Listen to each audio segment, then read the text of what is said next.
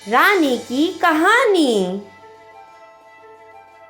एक समय की बात, एक सुंदर और समृद्ध राज्य था जिसका नाम स्वर्णपुर था। इस राज्य की रानी का नाम राधिका था। राधिका अपनी बुद्धिमानी, दयालुता और न्याय प्रक्रिया के लिए प्रसिद्ध थी। उसके राज्य के लोग खुशहाल और शांत थे।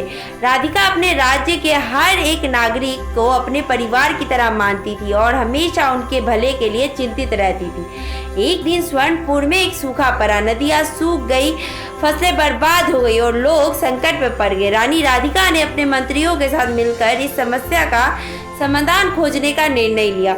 उन्होंने एक सभा बुलाई और सभी नागरिकों से सुझाव मांगे।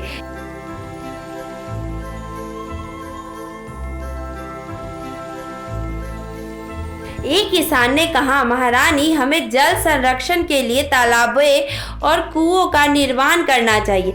दूसरे ने सुझाव दिया, हमें बारिश के पानी को संचित करने के लिए नदियों का पुनर्जीवन करना होगा।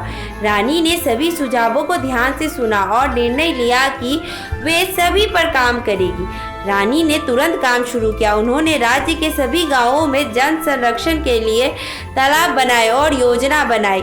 सभी साथ देना चालू किया। उन्होंने एक अभियान चलाया जिसमें लोग को बारिश के पानी को संचित करने की विधियां सिखाई गई।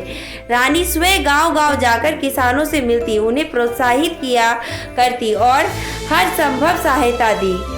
कुछ महीने बाद मेहनत रंग लाई। राज्य में जल स्रोत फिर से भरने लगी। किसानों ने अपनी फसलें उगानी शुरू की और राज्य की समृद्धि लौट आई।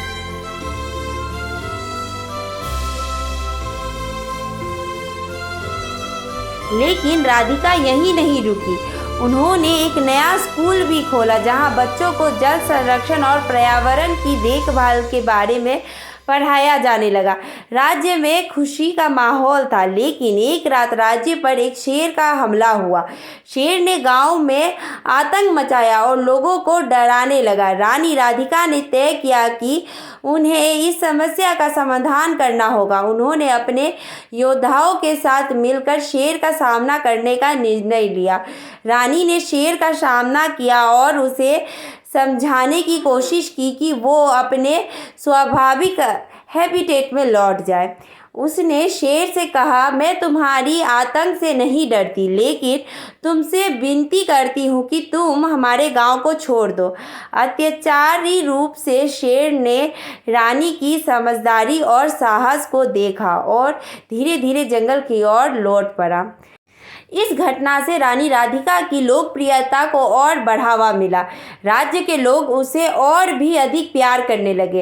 राधिका ने हमेशा अपने राज्य की भलाई के लिए काम किया और उसकी दयालुता से स्वर्णपुर पर आदर्श राज्य बनने का मौका मिला। इस प्रकार रानी राधिका ने न केवल अपने प्रजा की रक्षा की, बल्कि उन्हें सिखाया कि संकट के समय में कैसे एकता और साहस से काम लेना चाहिए। उनकी कहानी आज भी स्वर्णपुर में सुनाई जाती है, जहां लोग उनकी प्रशंसा करते हैं और उनकी दयालुता को हमेशा याद करते हैं।